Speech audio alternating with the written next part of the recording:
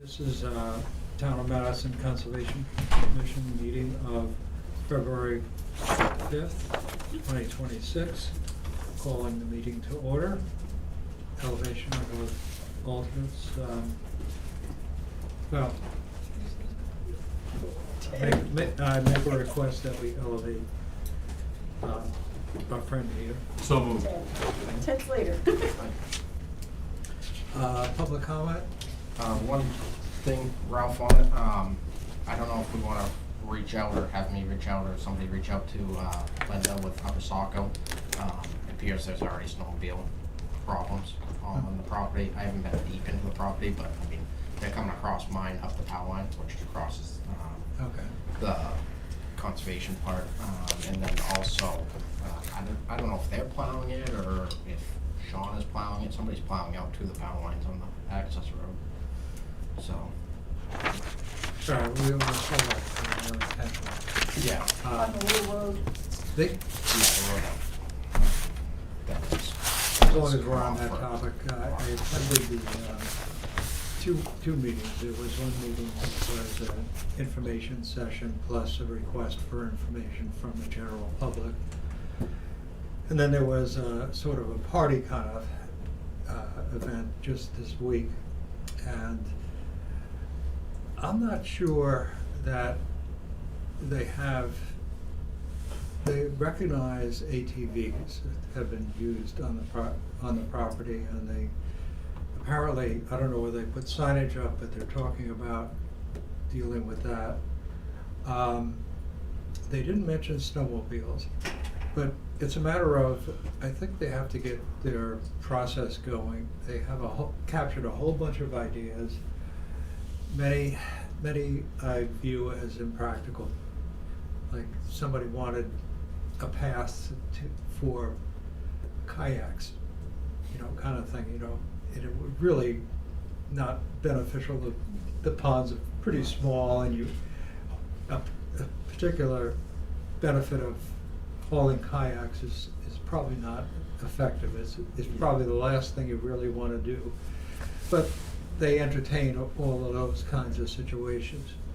So I think they're looking for ideas. They're looking for input.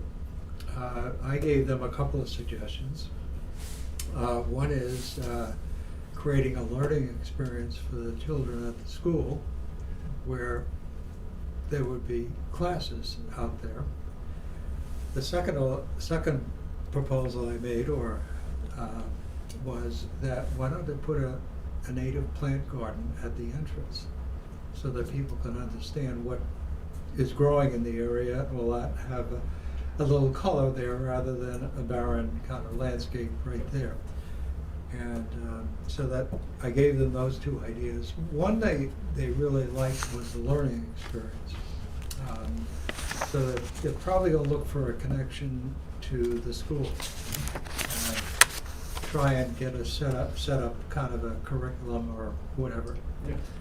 But they got so many things on their plate in terms of what they're attempting to do, and I'm not sure they've created priorities as of yet.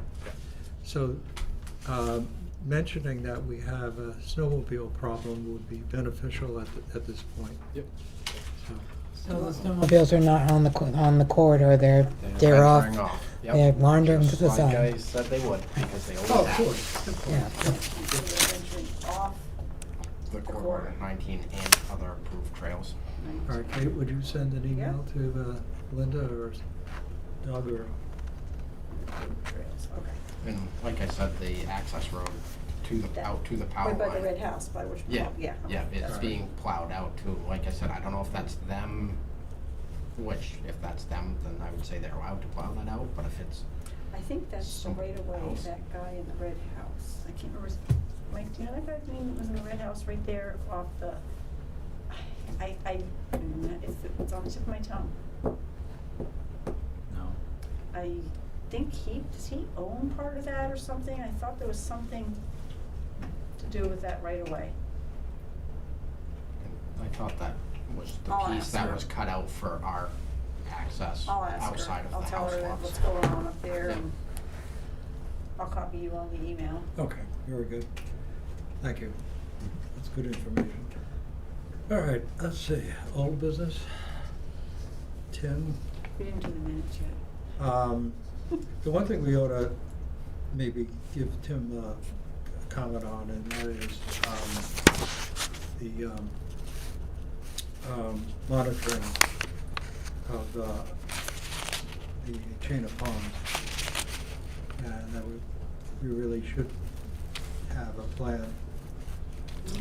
Yeah, the last time we talked to him, he was gonna Right. take some, he wasn't gonna charge us for the time to cruise it because he wasn't sure Oh, what it and would maybe take. with the snow, it's not. Yeah, he was just gonna familiarize himself and come up with a Okay. plan, so I would think the next time we see him, he'll have a rough idea of what. Okay. All right, but I know it won't hurt anything.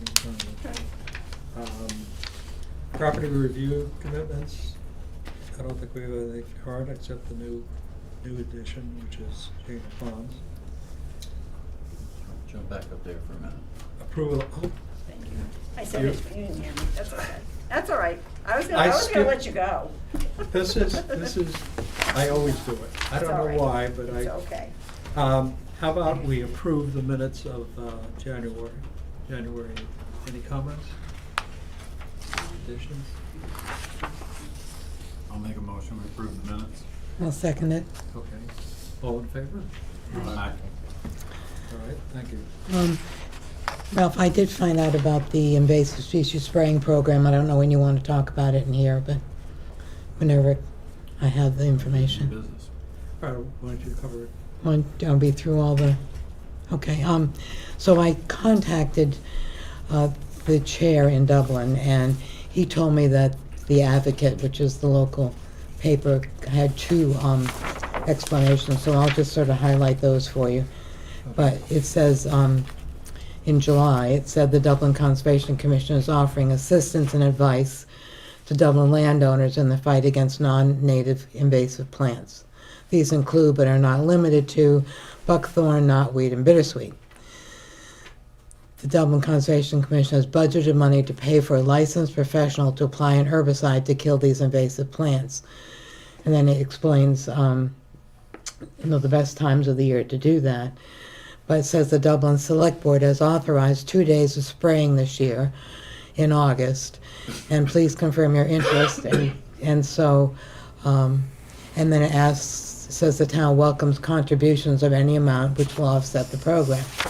So then that was in July. In October, it said that the invasive plant treatment was wrapped up, and that this year that they hired Chris Hines from Vegetation Control Services as he treated various properties. We visited a total of 28 properties, just shy of last year's record of 29 on August 18th and the 22nd. So they're moving right along to do the many properties in 2 days. But said the weather mostly cooperated. One day needed to be rescheduled due to rain. The following invasives were treated: autumn olive, bittersweet buckthorn, barberry, bishopsweed, knotweed, multiflora rose, and purple loosestrife. And it said the invasive plants are highly competitive and suppress native species. They can reduce natural diversity, harm endangered or threatened species, reduce wildlife habitat, impact water quality, and have other negative impacts on our natural environment. And so the service is performed by a licensed company that specializes in invasive plant management. They're available for consultation at no charge and can be hired for projects that exceed the scope of what our town offers. So you can reach out to them if you want to. Now, I did look at the December minutes of the conservation meeting, and it said that they had received about $1,850 in contributions, which was about half of what they budget. So it's a $4,000 budget every year to take care of this. So it's not for nothing. But I wondered, I mean, it would double our budget as it stands now. But I wondered if at town meeting or in some other way we could kind of bring this forward to the public and see if they would want us to pursue this and would be willing to fund it, or I just don't know how to get a feel for how we should go about, because up here we have a lot of bittersweet. I don't think we have a lot of buckthorn. We certainly have knotweed coming right along. I wasn't familiar with buckthorn, I don't know. It's quite rampant down there. It's just looks like a nondescript bush, but part of the problem with a lot of these plants is that they put out berries that the wildlife, like migrating birds eat, but they provide no nutritive value, so the birds never they die in flight. It fills up their stomach, they can't process it, and they die in flight. So it's, and then like the Norwegian maple, which I always thought was a lovely tree, the red maple all those red maples come from one original tree, that when they put offshoots or those little spinnerets go out and seed in, it's a green maple tree that looks like a sugar maple, but what it does is puts out through its root system a chemical that kills all the other competing trees in the area, so that no sugar maples or other maples can grow, because it's just quietly killing everything off. And so it's amazing what these non-native plants are doing to the environment. I don't think we see it up here as much as we see it in the southern part of the state, but it might be a good chance to get a grip on it, or do some kind of an inventory, or find out if people have these on their property. The other thing that they provide is it's a 24-page brochure about the invasive plants in the area, so people can identify them, and gives a little description of them. But for the most part, Why don't we circulate that? Maybe- oh sure, take a look, and this too. But it would be an expense. All right. One thing that perhaps we could do would be a survey to indicate the proliferation and where it is. Now, I don't know how much that would cost in terms of an action item, but we could make people aware.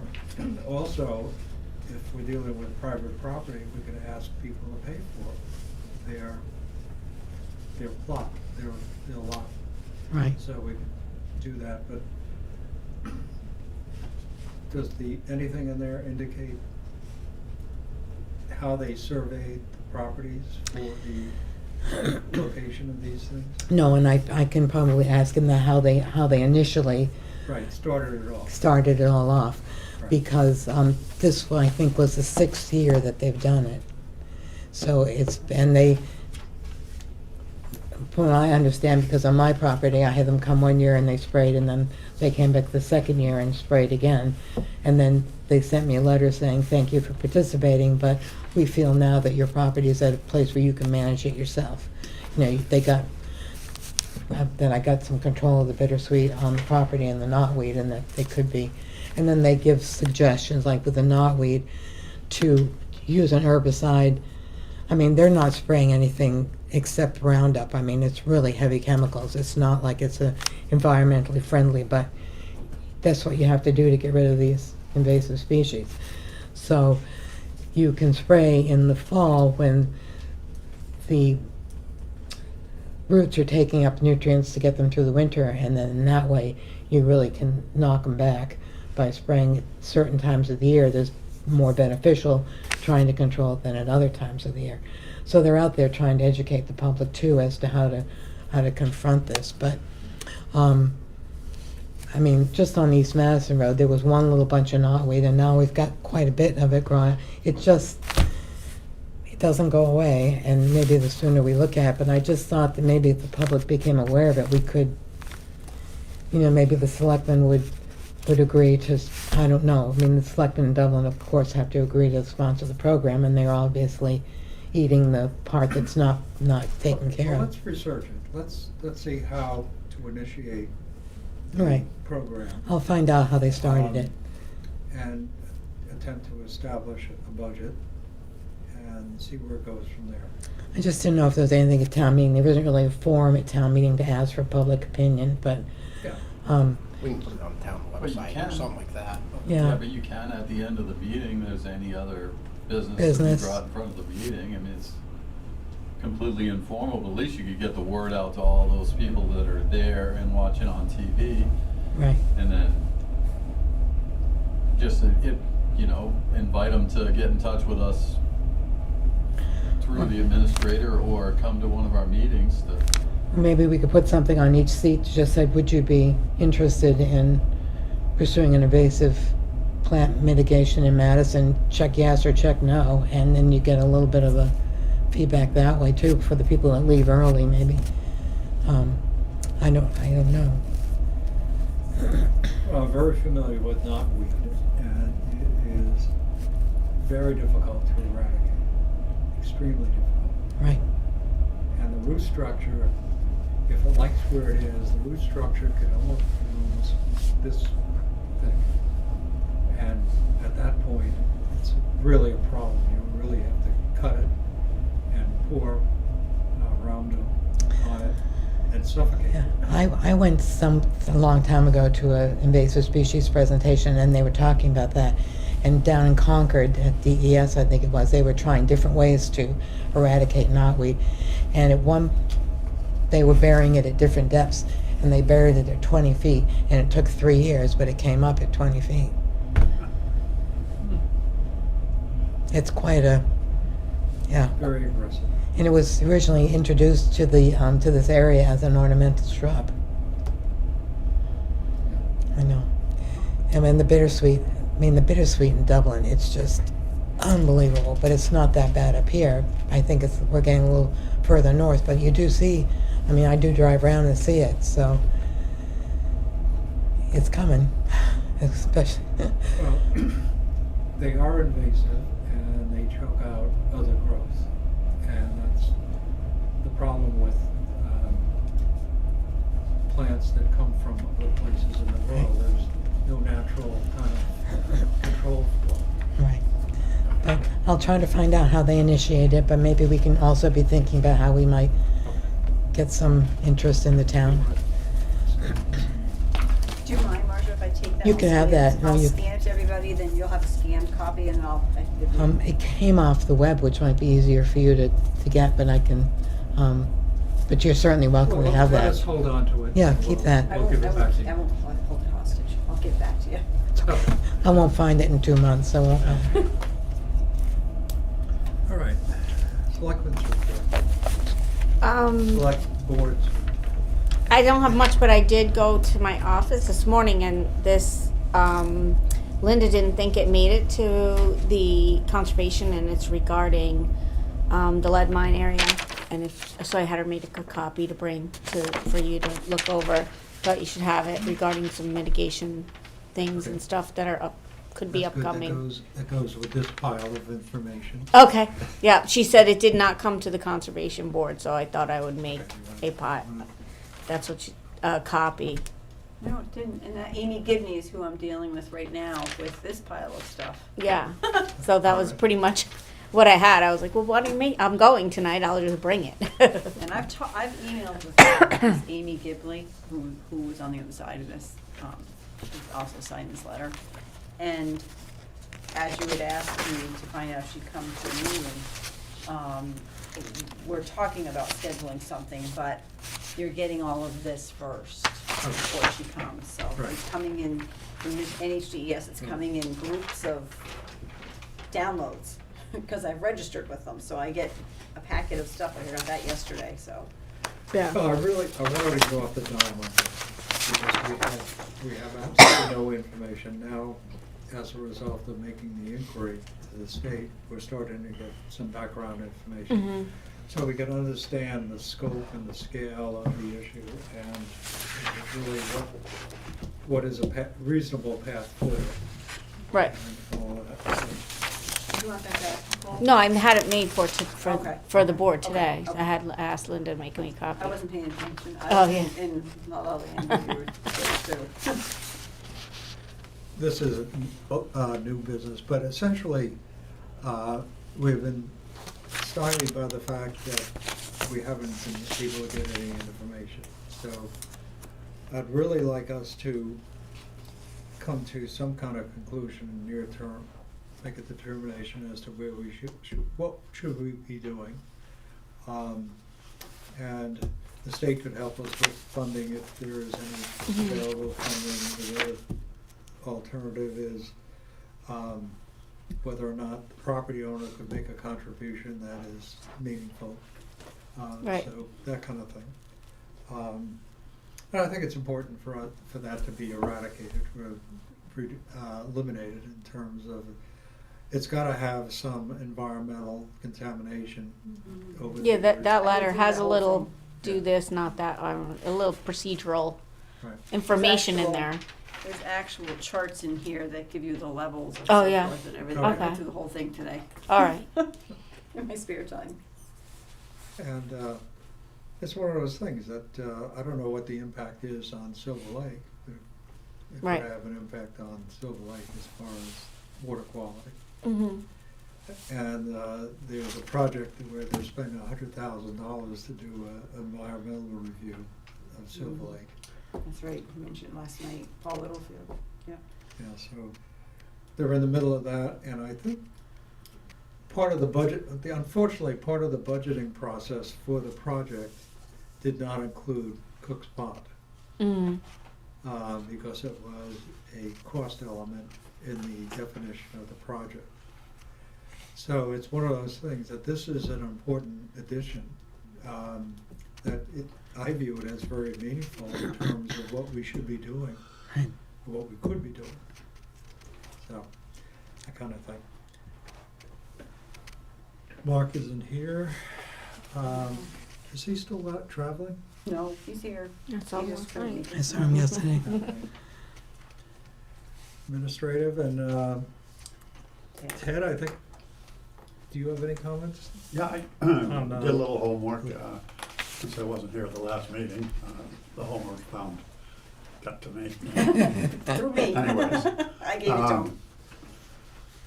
I think it was the gal who's the head of the rec commission brought forward the idea of this Leaping Lizards Yeah.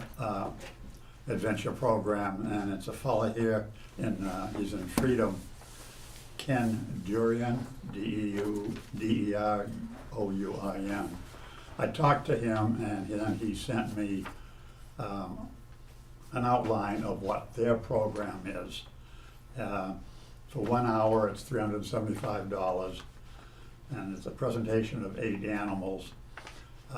They deal in reptiles, amphibians, and invertebrates, not animals as such as we typically have had.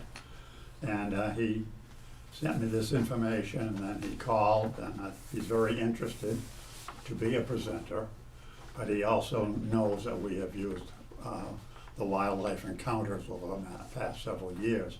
And he said he knew Derek, and I think that he has a good working relationship in this field. So I haven't been able to get a hold of anybody at Wildlife. I think they may be closed. We don't usually start dealing with them in the middle of winter. I have left emails and text messages, whatever. But I did get into their website, and they have 3 programs that would, for us to consider. The first one is Cold-Blooded Creations, $375. A monkey, a tortoise, a python, salamander. It sounds like smaller things. And that's a 45-minute presentation. The one we've had most of the time, or I'll say all the time, is the Junior Zookeeper. That's 60 minutes and 6 animals. Coatimundi, hedgehog, a lizard, toad, tarantula, snake, parrot, stuff like that.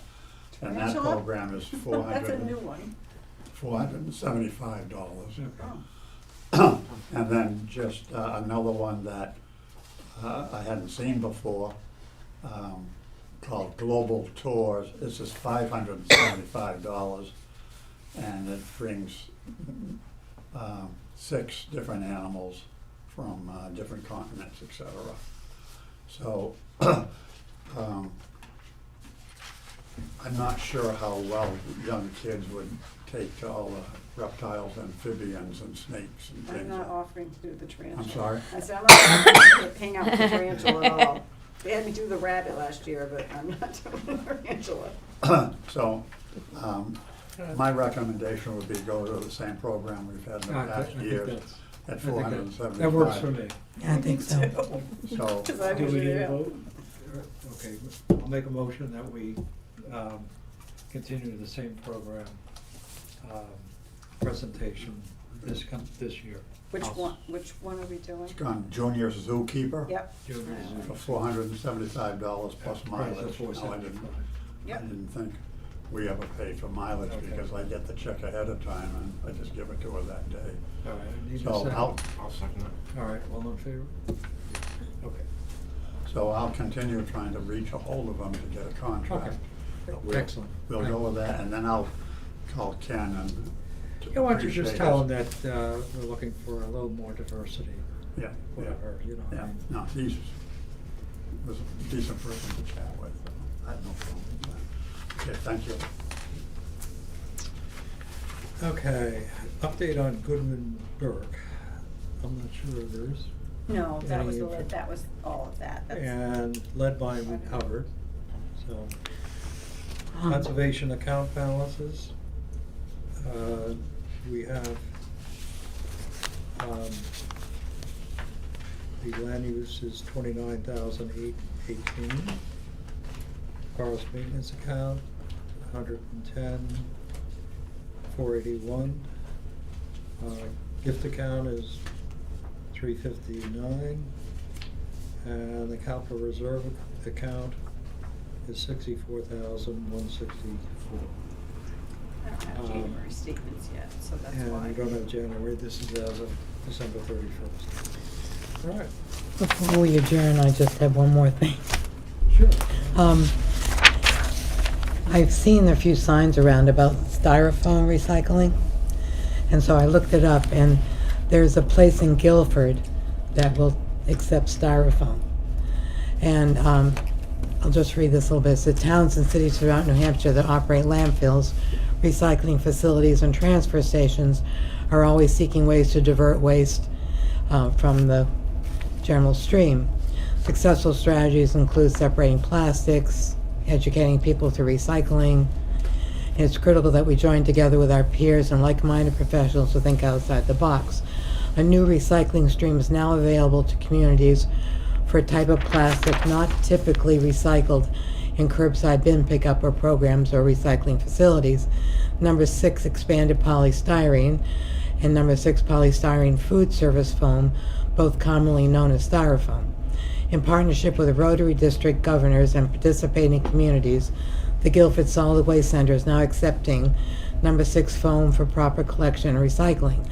The program is open to public through an approved NHDES permit, and Guilford has already welcomed several towns who are hosting community collections and delivering foam for processing, including Lebanon, Cornish, Harrisville, Alexandria, Plymouth, Sandwich, Tamworth, and Hanover. So it outlines sort of how to set up a collection day, and then getting the foam to Guilford. But I didn't know if that was something we'd want to sponsor or consider down the road, because it's just another way of recycling. Nicole, would you cycle through to find out whether or not? Yeah, can I keep that? Yep. You sure can. Let me put it in order. So I So could, it's a receptacle that we would have at the right, they seem transfer to station. have new receptacles to put at the transfer station. Oh, so they supply the receptacle? I think they do. And we There's supply a- the transport? There's Oh. something like that, so. Saw that.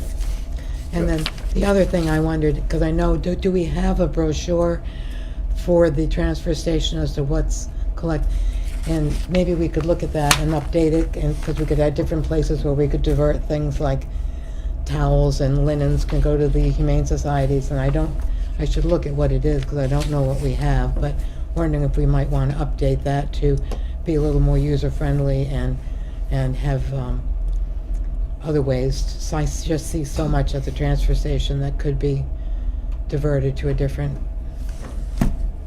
Kate, would you, get an updated list? I have one, we have You them have it upstairs, upstairs? right, people Okay. Yeah. when they walk in. Okay. Or maybe we can figure out a way to get them out more, or, because I think you give them to people when they come in for a dump sticker, but That's what I do. We do it anyway. When new people that come to town, I have a whole packet, and that's one of the things that they get, so that they do it. Right. But if we And could they don't take, get locked in the dump. Like somebody- yesterday. Like Oh, no, somebody that's did. fine. Huh? Somebody got It's on locked the in It is, this. but I give everybody when they come as Locked new. into the I should look on the transfer website. station. Yes, we had somebody get locked in the dump the other day. Yeah. He called me. He said, Oh, somebody I locked just the came to gate. the dump. And I said, why'd you do that? 'Cause it's not open. He said, well, the gate was open. And then he saw the guy, he saw Dave leave and locked him in there, and I said, okay. That's funny. That's part of my hat. When I bring you some lunch, they won't be back for 3 days. Yeah. He goes, I live about a quarter of a mile. I could walk. I said, your car would be stuck in there. I know. Yeah. Is that part of it? I just wanted to say one thing. I went through because it was brought up that when we do the annual report and we put the letter from Green Mountain, that there was the chart that they do, but it's never been, I just want everybody to know, it was never attached ever since 2020. So that's why I did that. what kind of a chart? You had mentioned a chart that when Green Mountain sends their, what you pay, what the town is paying for. Right, And like it says here that.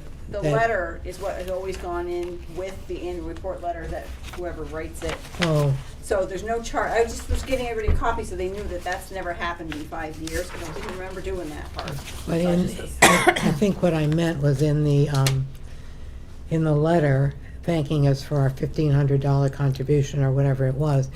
At some point, it says that the actual cost of the town was like $6,000 or something, so you're, Yeah, I saw it. $5,471.90. Right, Changed some, it. so those were the numbers that I was hoping would be in there so people could see that we paid the $1,650, but it really cost.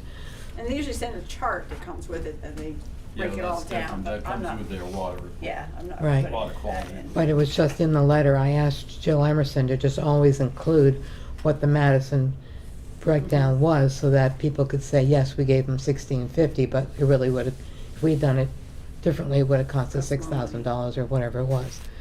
So I noticed that it also said that, the whole program cost $50,000 within the town, and we haven't had many people question it over the last few years as to the expense. But I just think it's, in the letter, they should put down what it costs the town of Madison to do what they do and how much less we pay for it because we're part of that program. Am I bringing the transfer station thing to the next meeting so you guys can? Yep. Okay, I'll bring copies for everybody of that, the transfer station, both sides. Oh. We'll do that at the next meeting. Or you can send it just, Well, I think you guys are gonna work on it together. Yeah. At the next meeting. You want me to? Okay. I'll bring copies for everybody, and then you can kinda okay, pick it great. apart. Thank you. I will Um, not be at the next meeting, Right, I might, so. Perfect. Yeah. Good job, Ralph. you get to do your first one here. What's the date of the next meeting? March, 4th? Fourth. 4th. 5th. All right. 4th is my planning board meeting. 5th is this Yeah. one. Okay, Sorry. let's, So, I was will like, wait a minute. will you ask Jill to include that in the letter? That if it's too late, then it's too late, but I just think that it's good to have that dollar amount in there. It was in the letter last year. I assume it'll be in this year's. Yeah, well, I don't know if it was. It was. I just read it No, to no, you. this year's, I said I don't know. if I they haven't put it. seen this year's yet. I don't know if I have to look. I gave it to Linda already. I'll check. Thank But- you. I just read the one that you gave us. It's right in the Yeah, middle. but look at the date on it. Those are all, I was trying to show on these, because I thought she meant the actual breakdown. Because I was like, no, we've never done that. No, it's So- just in the letter. Okay. all right. You're looking for a motion to adjourn? I am ready. So moved. Seconded. All in favor? Yes. Aye. Aye. Okay.